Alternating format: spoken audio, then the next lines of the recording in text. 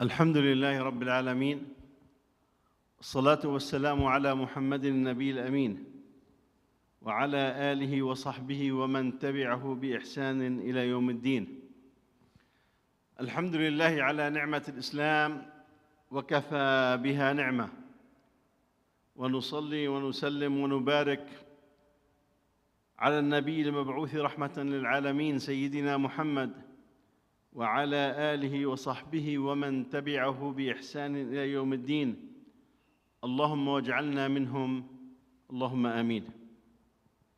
Inshallah, this evening we'll talk about the latest developments in Gaza and some of the lessons learned, and we'll comment on the Indian elections and the European Union elections and its impacts or possible impacts on the Muslims and in Europe on the immigrants in general.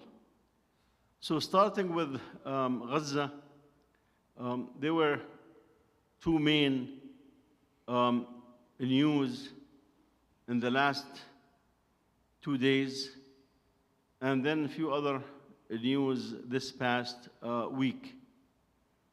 Started with the UN putting the Zionist entity in Palestine on the list of countries that harm children. And as you can imagine, it drove the Zionists crazy. How in the world you are putting us on the list of countries that harm children? As if they are blind to what they have done. As was clear from day one after October 7, they have made this strategic decision not to distinguish between a Hamas fighter and a civilian in Gaza, not to distinguish between an elder or a young child, a man or a woman, some people in the hospital or some people who are well, some people who are in their homes or some people who are refugees. We have seen crime after crime after crime, and they are wondering why the UN put them on the list of countries that harm children.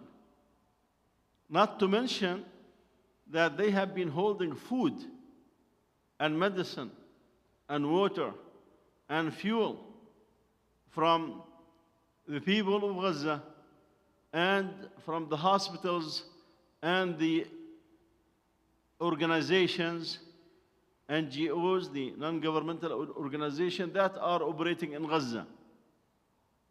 On the contrary, we have seen that those organizations that are trying their best to do something for the people of Gaza, that they have declared war on them. Case in point, the UNRWA, the UN agency, where the government, the Zionist government is calling them all sorts of names and blaming them and trying to say that they are working with Hamas. And they have members of their organization that have participated in October 7, although the UN have been asking them for evidence in this regard. They voted last week, as we mentioned, to consider UNRWA a terrorist organization. How could a UN organization that is doing work for the refugees, work for the people who do not have the basic needs, how could that be a terrorist organization? But they have learned their lesson from this USA, because anybody who is not in line with our plans is a terrorist. After all, remember at one point Arafat was a terrorist. Then he caved in and signed on white paper to recognize and give Israel rights in Palestine, and suddenly he's in the White House. So for them, they want the UN to be a tool. I mean, this is not a secret that the UN as an institution have been a tool in the hands of the West, no doubt about it. But it's the US and other European countries who established this organization. So to come and call them a terrorist organization just tells you how far they went. So when the UN, not the UNRWA, this week said that Israel is on this dark list of countries that have harmed children, they just could not, of course, take it and start throwing accusations left and right at the UN. For them, the enemy now is the ICC, the International Criminal Court, the ICJ, International Court of Justice, UNRWA. Those are the organizations for them that are now enemies. Not just that, we have also seen that they are targeting the press. This week, the Supreme Court have taken a decision that this decision to ban Al Jazeera and the work of Al Jazeera need to be shortened. The government went ahead and extended for another 45 days. Remember that they banned Al Jazeera, any activity for Al Jazeera in occupied Palestine, because basically they do not want the world to see. And when the Associated Press, which is a US organization, media organization, have made a report that they did not like, they went and they confiscated their equipment. It wasn't until Biden called Netanyahu and said, give it back. That's how, in fact, the other UN organization function. Because it's with pressure from the US that they let this food trickle to the people of Gaza. So we would expect this to more and more isolate those Zionists, which is needed. Because that rosy picture that they had for themselves all those years, lying to the world, need to come to an end. Now, also this week, we have seen that Biden have took Netanyahu proposal one step further. So imagine Netanyahu is giving Biden a proposal. And for political reason, when Biden came out, spent 15 minutes talking about this, you get those mixed signals coming from the Zionist government in Palestine. But this is Netanyahu's proposal. All of it is that just Biden announced it, and his name somehow was attached to this proposal.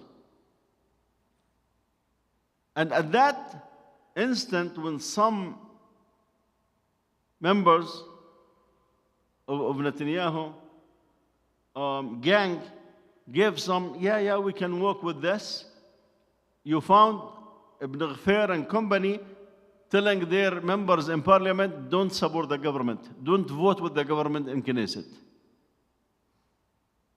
So for the last week or so, they would not vote with the government, support the government in the Knesset. I mean, the government have 64 seats in the Knesset. Without those seats, they will go like to 50 plus, which is not a majority. Why? Because they fear that the government gonna accept this proposal or some version of it. And they threaten to quit the government altogether. But to give a warning, they stopped voting with the government in this regard. All these developments were happening, expectations were built up for the resignation of Gantz. If you remember, after the October 7 events, Netanyahu called for a unity government. So basically, he invited two major personalities to be part of the so-called emergency war cabinet. Emergency war cabinet. Gantz, one of the two main opposition leaders, accepted. Lebed declined. And of course, that was a wise political move on both of them. Yeah, one will be there and the other will be in the opposition. And Gantz have worked with this Zionist right-wing extreme government until yesterday. He was supposed yesterday to have a press conference and say that he's withdrawing from the government. He's no longer support this government. He's no longer a voting member of this government. Because you have the big government and you have the emergency war cabinet that decides the war and has only 3 members. Netanyahu, his defense minister, Gallant, and this Gantz, the opposition leader. And Gantz gave him an ultimatum about 2.5 weeks ago, saying basically, if you do not come, Netanyahu, with a plan for this war and what's after this war, I will leave June 8. That was yesterday. While he was preparing to leave the government, those Zionists announced, oh, we freed 4 hostages. Remember, there are about 120 plus hostages that are still in Gaza, live and dead. So with this news, he did not want to overshadow the news, so he just quietly canceled his press conference. But he came out today announcing that he is quitting the government. And that drove, again, Netanyahu crazy. Although, who is becoming very happy with this move? The extreme right-wing members, Ibn Gvir and Smotrich. And suddenly they said, oh, we're going to go and vote for the government. We're going to be voting in the Knesset to support the government. Why? Because Ibn Gvir thinks now, I will be the next member of the emergency war cabinet. So he said, okay, there's a seat now. Because all along he had been asking Netanyahu to be in the war cabinet. And of course, Netanyahu always would say no. Because he knows what's the consequences. I mean, this guy shoots from the hip. Just gives statements left and right and does not care about anything. I mean, imagine a minister in the government responsible for national security will see an event has nothing to do with Gaza. See in Jerusalem, young Jews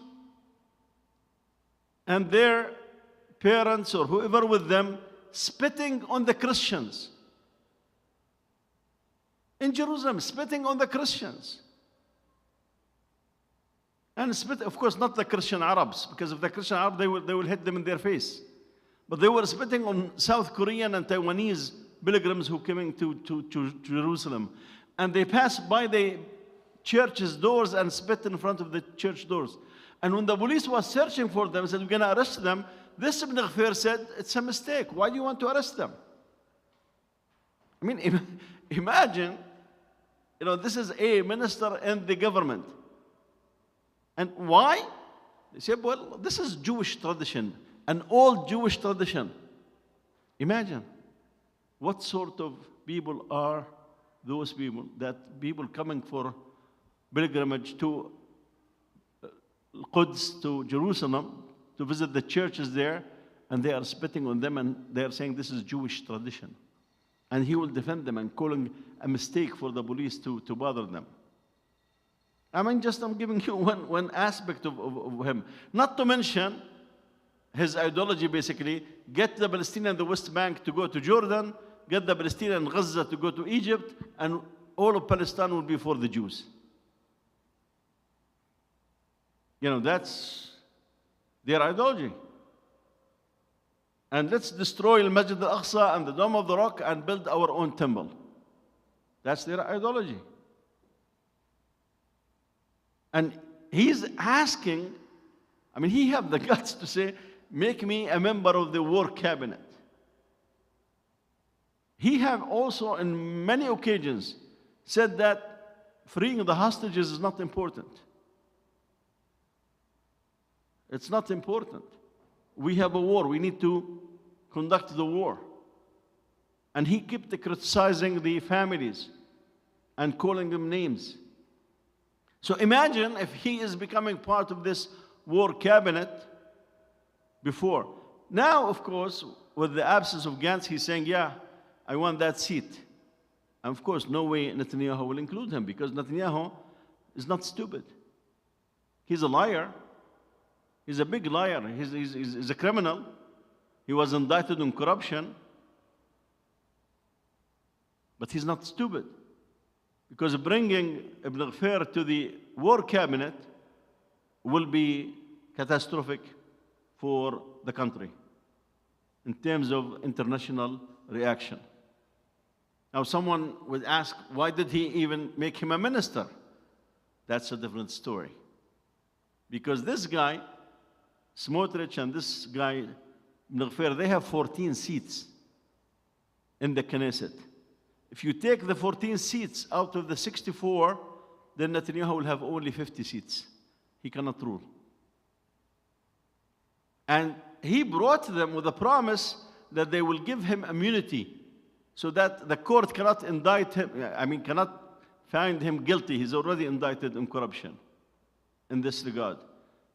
So in no way, somebody like Netanyahu will accept Ibn Ghaffir, although he's asking and pushing for it. He have been pushing it for months, and now saying, you know, this is the time.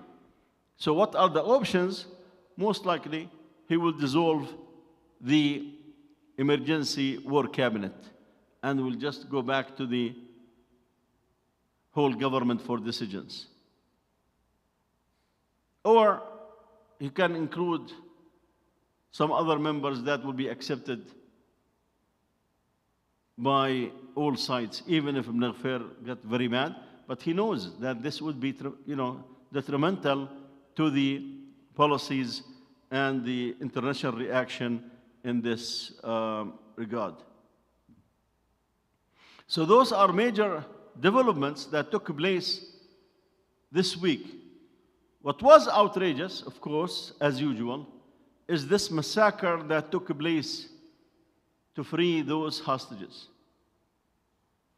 Because now we are used every week to have one major or two major massacres, and those we will deal with it as if nothing happened. Although the international community, from countries to governments, is speaking up, because basically they were silent for 2.5 months initially, when about 15 to 20,000 were killed and tens of thousands were injured.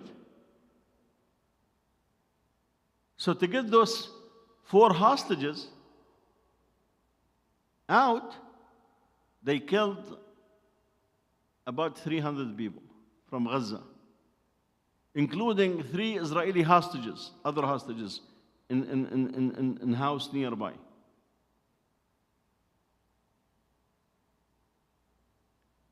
And when this thing take place, they come and said, don't tell us how we can free our hostages. But, these things are avoidable. What they did is that they took a truck that looks to be a truck for humanitarian aid. So they brought a truck that seems to be a truck for humanitarian aid.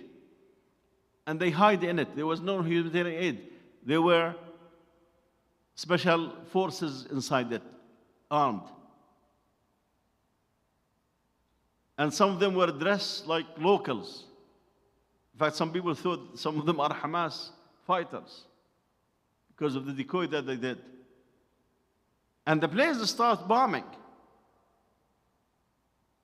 in this regard. So one of their soldiers died, and 3 of the hostages were killed according to the Hamas. And we know that usually what we hear from Hamas and Islamic Jihad statements have been true.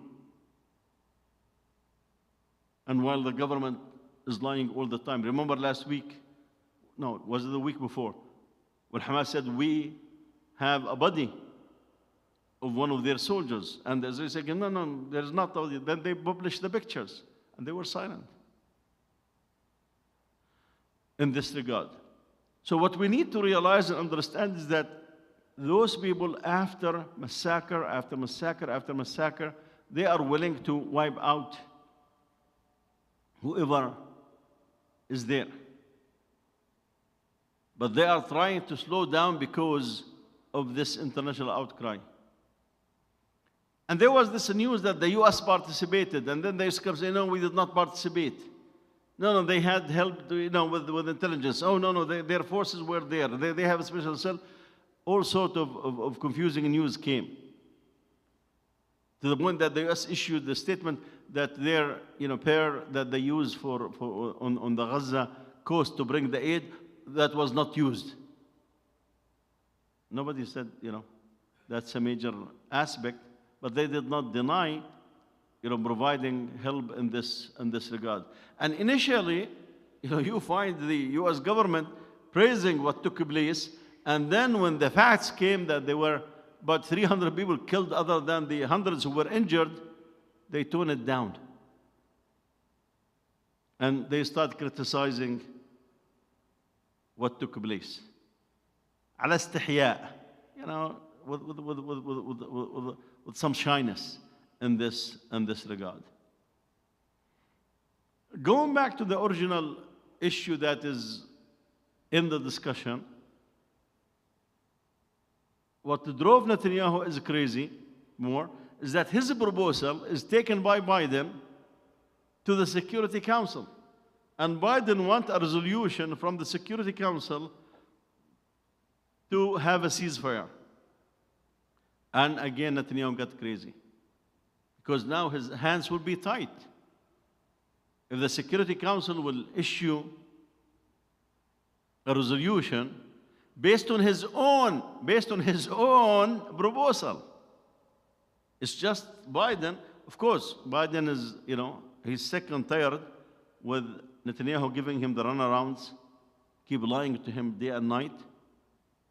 I mean, this week, Biden was fed up. He came and said, people believe, meaning he also, people believe that Netanyahu is making decisions based on political consideration. And that's what Gantz alluded to. This guy does not want to end the war. This guy is not interested in finishing Hamas.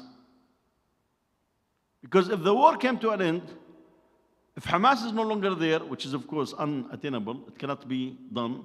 I mean, Israeli intelligence and US intelligence, US forces, US expertise, Jewish, expertise on the left and the right, Zionists, everybody is saying the same thing. You cannot finish Hamas. But theoretically, if he can, he will not. Because if he finishes Hamas the second day, he have to resign. And he have to face the music. Who's responsible for October 7? Well, today, it was not only Gantz who submit his resignation and quit the government. Eisenkot also, on the war cabinet, resigned. Furthermore, unrelated to all of this, the commander of the Gaza forces, on October 7, he submitted his resignation. And he said, I failed my mission in this life. And everyone should take responsibility. He's talking about, of course, about Netanyahu. So this big commander, who's a major figure in the war from October 7 until today, also resigned today in this regard.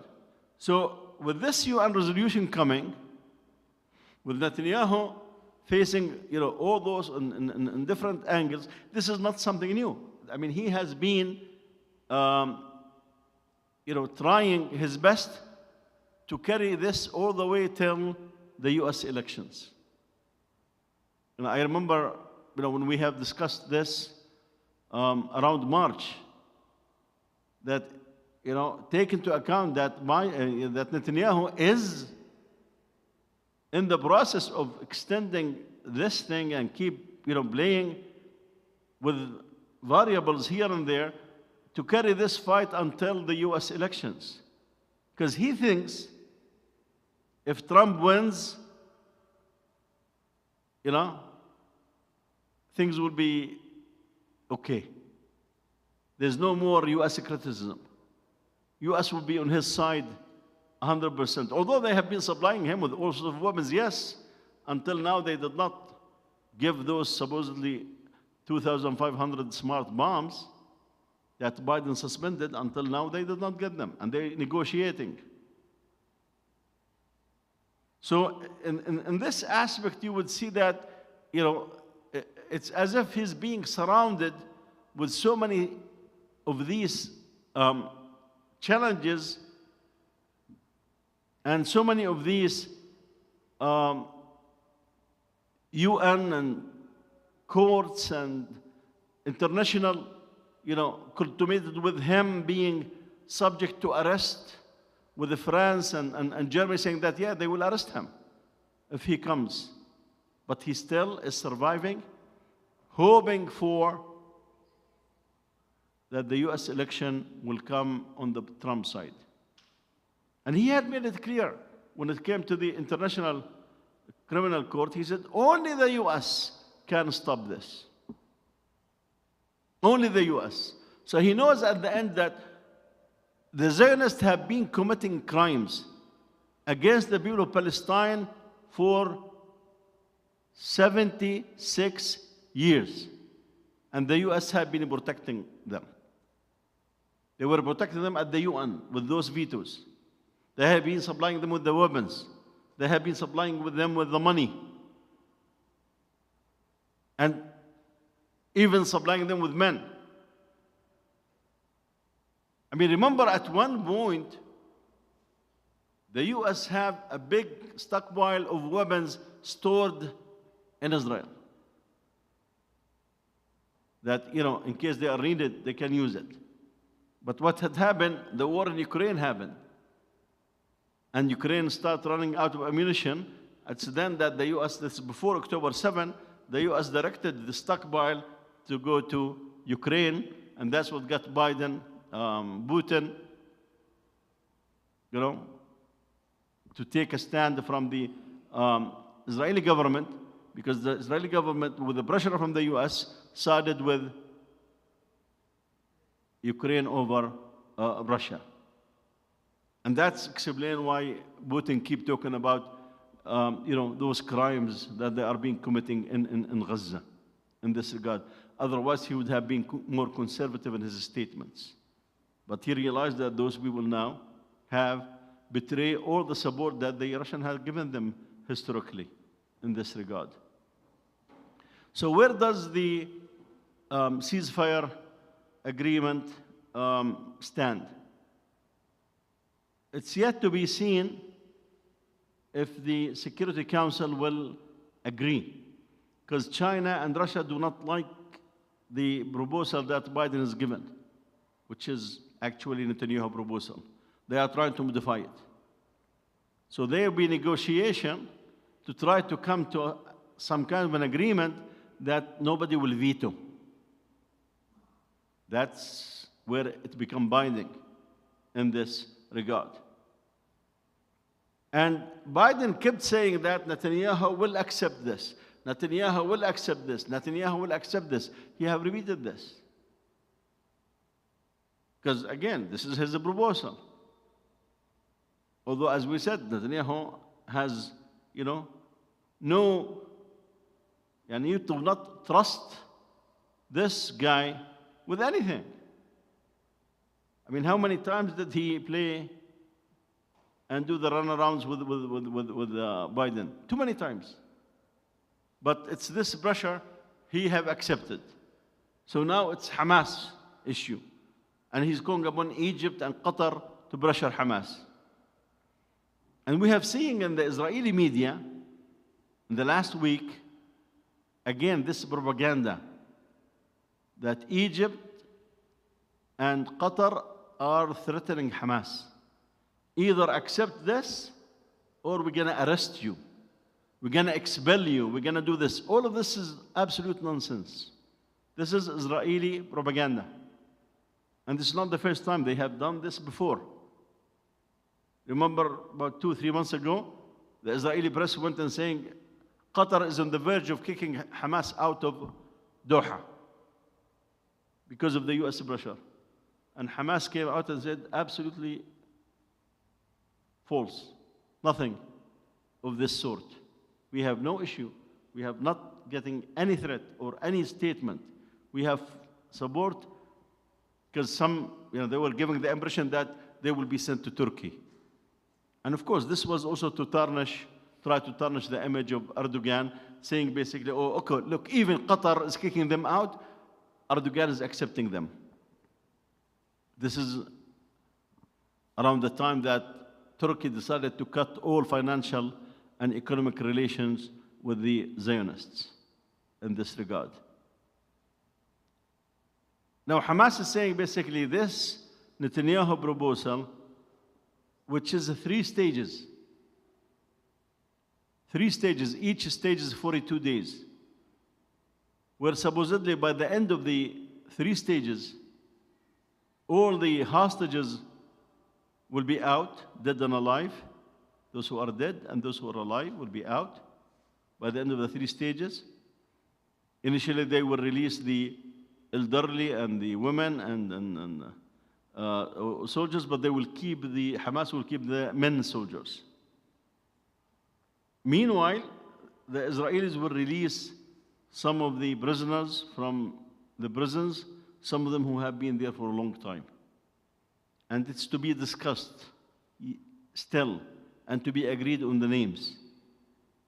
And this, again, will take time. So each day passed by is for Netanyahu is a gain. What is it that he's losing? I mean, he's killing the people of Gaza day and night. And he's dealing with the domestic issue by lying here and lying there and, playing here and playing there and telling, stories here and stories there. I mean, you can read the Israeli press and you will find in the same newspaper 2 contradicting views coming from him. Because he's basically letting everyone hear what he likes, what this person likes to hear. So he will tell Ibn Ghafir, don't be hasty. I mean, this was in the Israeli press. Why you are hasty to refuse this proposal? Be patient. Don't be hasty. Saying basically, look, I'm not selling out. You need to understand there's no need for you to come and say, I'm going to withdraw my support from the government in this regard. And then he goes and talks to the American media and he says he supports, ending all the 3 stages that Biden have said, but there are some modification in this regard. Although, again, Biden is saying this is exactly what he have proposed, what Netanyahu has proposed in this regard. So regardless if it comes to the UN vote, the Security Council vote or that, we would expect this to drag on not for weeks, longer in this regard because of the elements that both sides need to negotiate. Even if they agree, let's say tomorrow Hamas and Netanyahu say, we agree on those 3 stages. بلغفير Smotrich will quit the government. So 14 seats in the Knesset will be lost. Now Lebed, the other opposition member, he told Netanyahu, I'll cover you, just to finish this agreement. But after that, we will not. And Lebed has been calling, and Gantz yesterday has been calling for new election. And saying basically, those decisions, Lebed is saying the same thing, Biden is saying the same thing, that the decision that Netanyahu takes are for political consideration. They are not for the best interest of the country, or the army, or the hostages. He is caring only about his own and his own future. Now, someone said, might said, how could that be? We have this. I mean, isn't this what Trump was doing for the 4 years in here? And he had this bulk support then. I mean, half of the country, 70 million, voted for him, and everybody knows what he's after. I mean, me and you and him, when Biden, Trump will come out of the White House, carry the Bible and put it in front of the media and go in front of a church, everybody is saying, look, he's fooling the 70 million who think that, this guy, it's an act. It's an act. Netanyahu is in more trouble because things have becoming more and more clear to many and many more people. But he still thinks that he have a future. And as I said, he's really betting on the US elections and on Trump coming back. He thinks all his problem will be solved, even if he's going to call for elections. Because then he will come with ways and means again to fool the people. I mean, he has been doing it for all those years, and he will continue to do it. So we do not expect a resolution or a ceasefire coming soon, although, as I said, Biden is trying to get the UN Security Council to take such a resolution. Remain to be said how far China and Russia can change this, of course, to the unliking of the Zionists, which means giving, again, those Zionists saying, oh, okay, this is not our resolution. Yeah, maybe the original version was ours, but now it's not. A few other issues related to Gaza.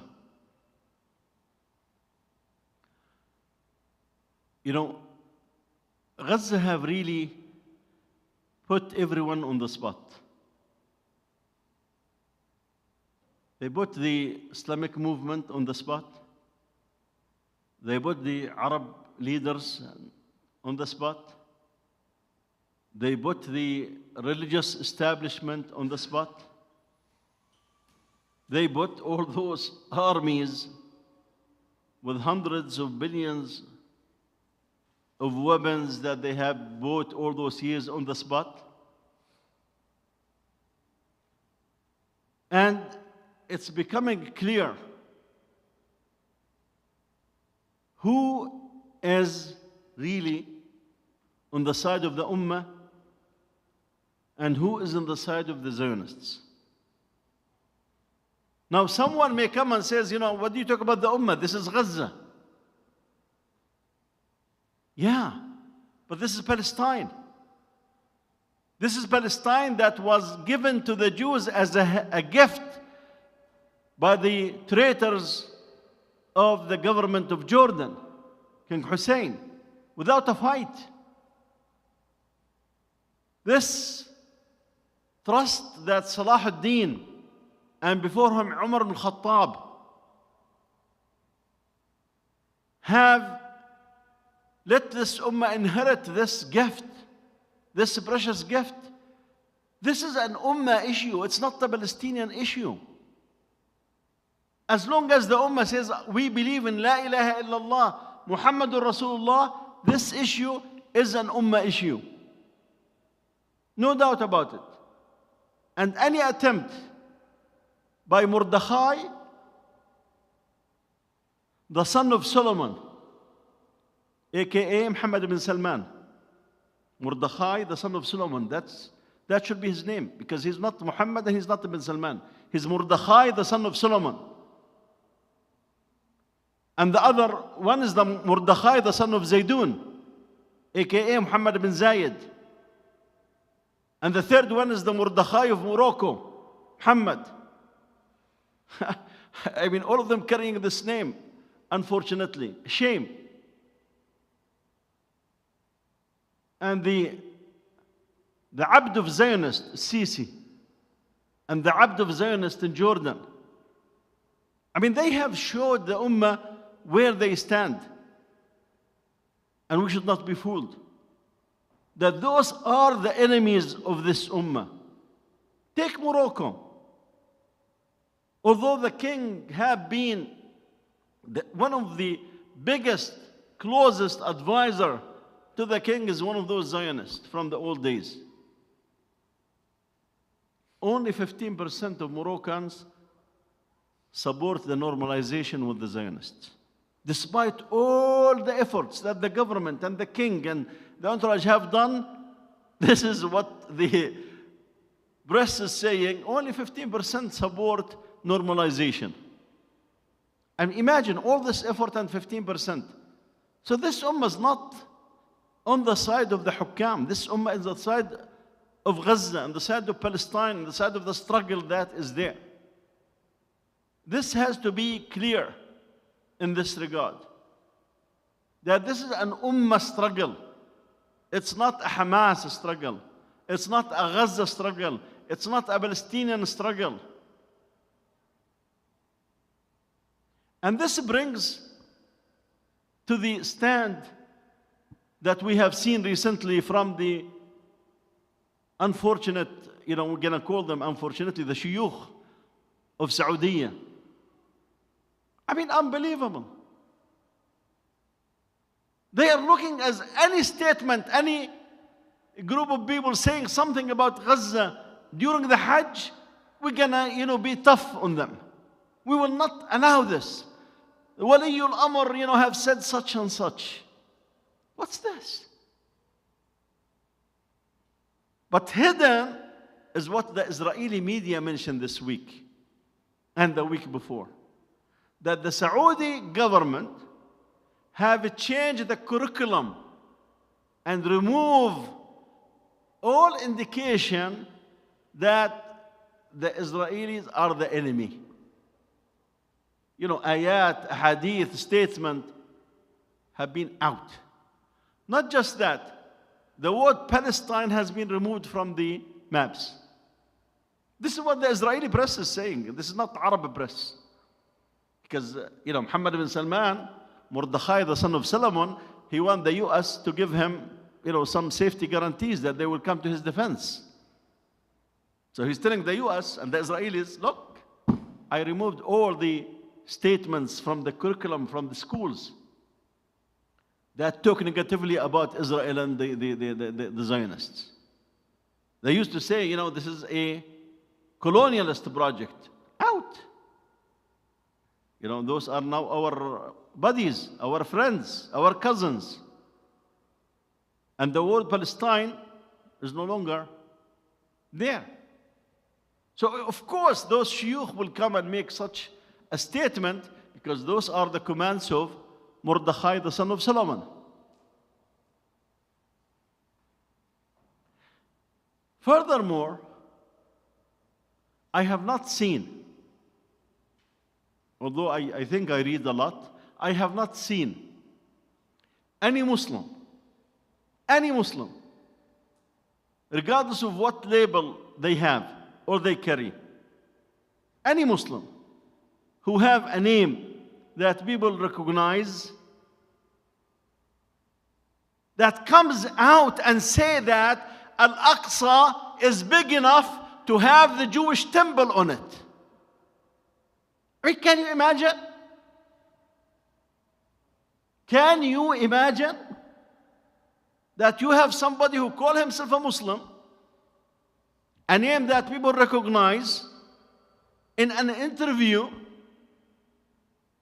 with TV, talking to Muslims and saying that the area that's called the Masjid al-Aqsa is quite large enough, it can take another temple. And to save his face, saying as long as the scholars of Palestine agree. I mean, look at this khabith. He makes this statement and he said, as long as the people of Palestine, the scholars of Palestine agree. And he have the guts to say, yes, the Masjid al-Aqsa area can take the temple. I'm talking, of course, about Hamza Yusuf. This same Hamza Yusuf that has been coloring himself all those years. You remember, before September 11, he was so popular. But after September 11, when the FBI went to his house, because they thought he's a danger to the US, so they asked his wife, where is Mr. Hansen? She said, he's sitting with the president in the White House. Did they panic? Of course not. They say, oh, okay, then he's one of our guys, but we were not told. That's the attitude that they will say, yeah, he's in the White House. And we know what happened after that. And we know now he sold himself to the devil, Muhammad ibn Zayed, Mordechai, the son of Zaydun in the Emirates, for money. And he's cooperating closely with the Republicans. They see the future there. The money is there. The betrayal of the Ummah is there. And at the same time, he's telling people, don't care about this politics. Just when you are going through tests, just make dua. Just make dua. Allah is testing you. Make dua. Well, Allah is testing you too. Repent to Allah from all those crimes that you are doing toward Palestine and the Masjid al-Aqsa and the people of Gaza, and before that to the people of Syria in this regard. It also exposes another section. Yes, Iran has been supplying money and weapons to Hamas and Islamic Jihad, no doubt about that. But what we need to realize is that they are not doing it as a matter of principle for Islam and for Palestine. They are doing it again for their own interests. If they're going to get their way, things will change. Let's not fool ourselves.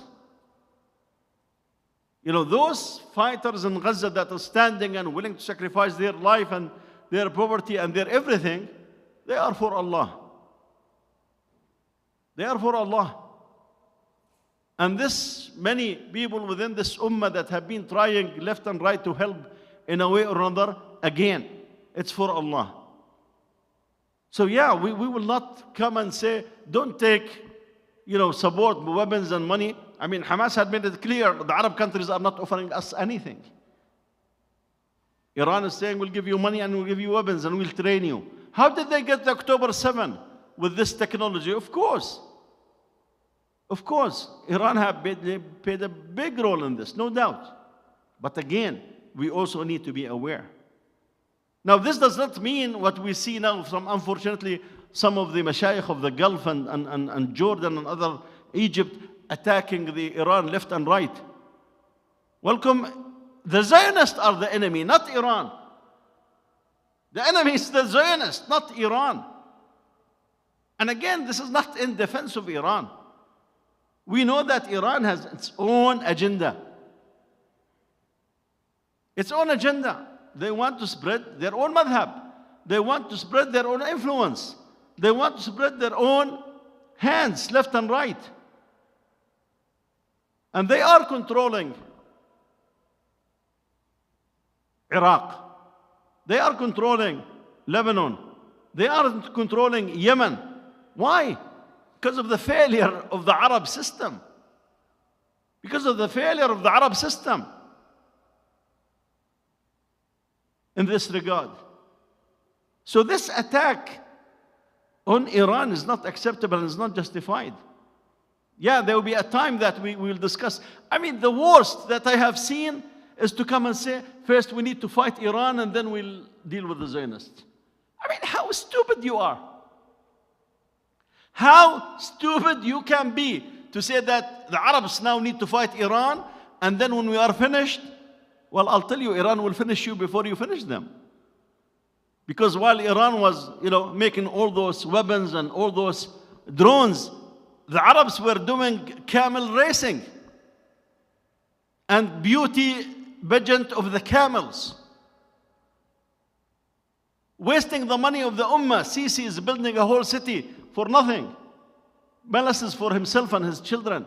So when people come and, as I said, Gaza have really made it clear of all those things. And I can continue, but for the sake of time. Let me address one issue further about Gaza before we go to the Indian election and the European election. You remember when the universities in the US, especially starting with the Ivy League, erupted against the Zionists and in support of Gaza? You remember what the politicians early on and the media came to say?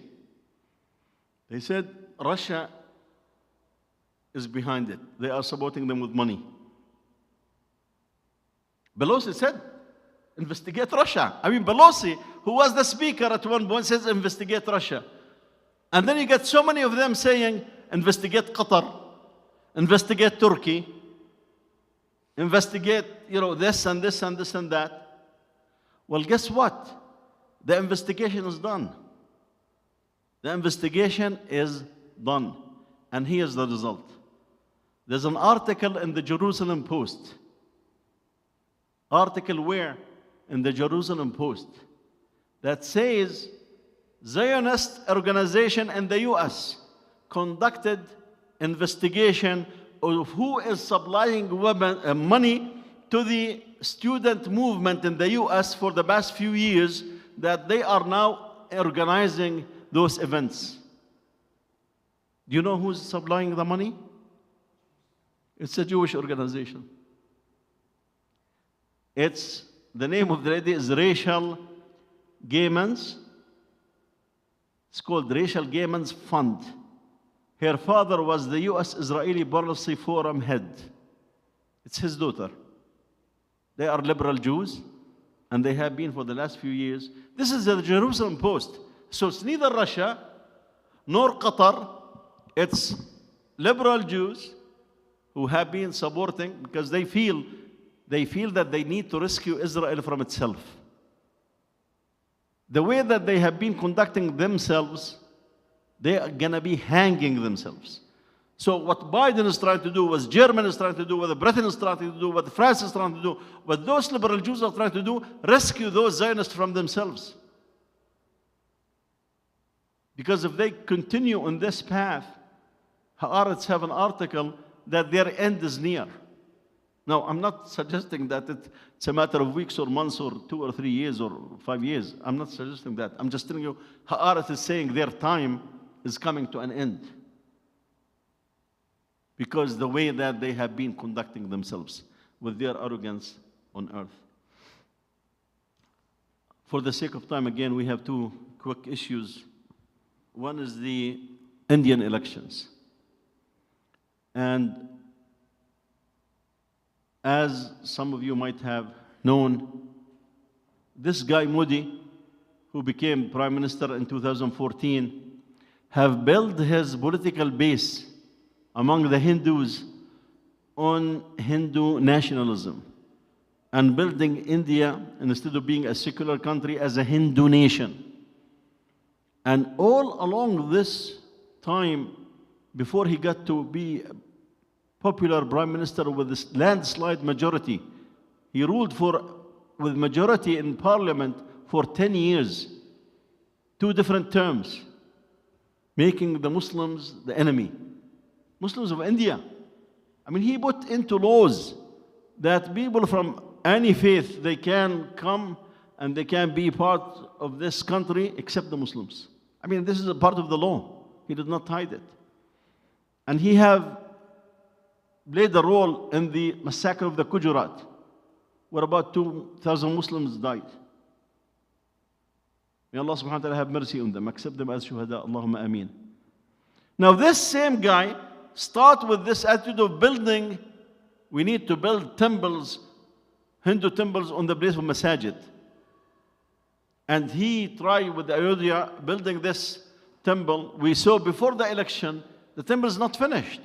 But he went there on a campaign, of course, to appeal to the poor Hindus. You see what I'm doing for you? I'm building Hindu temples.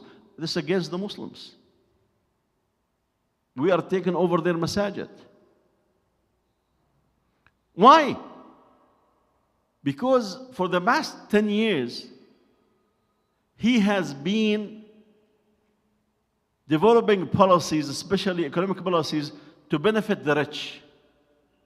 So there are many millionaires. But there are 800 million Indians today that they need food. They need at the end of the month some support from the government to eat.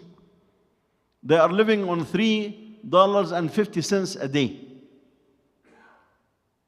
And he realized that, I need to do something for those people. Late, of course, too late. So he went with this trip to the Ayodhya Masjid that was destroyed, with the temple, instead to tell the Indians, you see, this is what I've done for you. But he did not realize that many of the poor Indians, they bought this for the last 20 years. And that's what brought him to a great majority, that he was ruling without any opposition. And if you read the press, the Indian press or the Western press, the word that you will see, shock, surprise, catastrophe, so on and so forth, of the results of the Indian election to Modi. Because he was projecting that he will be 370 seats, gaining about 50, 60 seats. That was his projection. He ended up losing about 70 seats or so.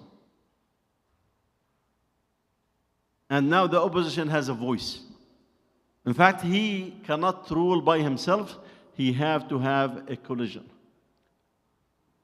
A coalition of some of those parties that will not agree to his polarization policy, especially against the Muslims, that will not push for the same economic policies before, that they need to do some, spend on welfare and some money for the poor and so on and so forth. So definitely this will impact the future of India big time on the positive side. Because this guy is just, he and Netanyahu, when they meet, is just like the lovers who have not seen each other for years. Because they share one thing. They hate this ummah. They hate Islam. They hate the Muslims. The biggest importer of the Zionist weapons is India. This is what the Israeli press have uncovered 2 weeks ago. I mentioned it last week. So this cooperation, now India is supposed to provide the Zionists with tens of thousands of Indian men and women to go and do the work, because the army is calling people for the reserve and they don't have enough workforce. And they do not want, of course, to allow the Palestinians back. So they are looking for who? For Indians to come. Before, it was people from Thailand. So this cooperation is aiming at the Ummah. And again, this Muhammad ibn Zayed, Mordechai, the son of Zaydun, is buddy-buddy with Modi, promising India $50 billion investment, not mentioning one word about the plight of the Muslims and the suffering of the Muslims in India, where Muslims are being killed for a rumor that they ate beef. Imagine.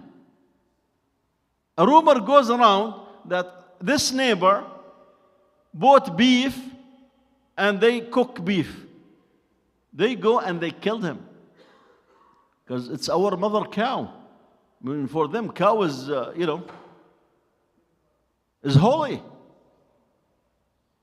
I mean, we have seen Modi and even Sunak of Britain. I mean, the urine of the cow is holy. Some of them, put it on their heads. So if a rumor goes that a Muslim have cooked beef, that could be a death sentence in India. And who's pushing and promoting this ideology? Of course, Modi and his people. And if you do not believe me, just read. And do you think the government will come to their aid and the government will come to their protection? No. In fact, the police would encourage the Hindu to harm the Muslims. Just like in Gaza, this is the Israeli media, says that the trucks that were carrying food supplies to the people of Gaza coming, the Israeli army and the Israeli police called the right-wing activists and come and say, block their way. This is what the Israeli media is saying. That the army and the police call those criminals, Zionists, come and stop those trucks. And we have seen one of the guys being dragged, one of the drivers, and we have seen some of those, food and supplies were thrown all over the place. And the second thing and the last thing tonight, inshallah, is the European Union election. And it's major news. Today, they concluded the elections, and it was a clear victory for the right-wing movement in Europe. So the right wing, like in the US, Trump and his people, those are on the right. So the France, Italy, Germany, major economies, among others, the right have swept the elections. And they gained a lot of seats to the point that Macron stood today and dissolved the parliament. Because the opposition took 40% of the seats that accounted for France, and his group took 15%. So he realized that I need the support of the people. He is dissolving the parliament, and he's calling for a new election. Which means that Le Pen, who has been anti-Muslim, her and her father, for the last 25 years or so, she could become the next French president. Macron cannot run for a third term. And this really, in short, will make the life of the immigrants in general and the Muslims in particular to be more and more challenging in Europe. Although they are the ones who are doing the work, it's just like in this country. Trump and others against the immigration. Are we going to have the, American people go and pick up strawberry and blueberry from the farm? Of course not. Are you going to go and pick up, blueberry and strawberry and get paid few dollars on the hour? I mean, it's the immigrants, the Mexicans, the people from South America and Central America who are doing it. Same thing with Europe. I mean, with a small percentage of immigrants and Muslims in academia and high places, and those are immigrating and coming to the US because of the discrimination. So Europe, which is lacking in men because the birth rate is getting low and low, having all those sort of different lifestyles, economy is going down, and they're blaming who? The immigrants. And that will explain why they swept this European election, Parliament election. The other factor is the big loss was with the Greens, the Green Party. So all those policies on the left have affected them. But again, the main thing was immigration and Islam. So you should, from now on, unfortunately, start seeing European advertisement of parties clearly with Islamophobic, pictures and statements against the Muslims with immunity, and nobody will question. I say this and I ask Allah subhanahu wa ta'ala to bring the khair and the good for the Ummah of Muhammad sallallahu alaihi wasallam, and to bring inshallah the guidance to those who do not believe in this deen, to see the beauty of this deen, and give us the patience and give the nasr inshallah for the people of Gaza. Allahumma ameen. Jazakumullahu khair wa barakallahu feekum.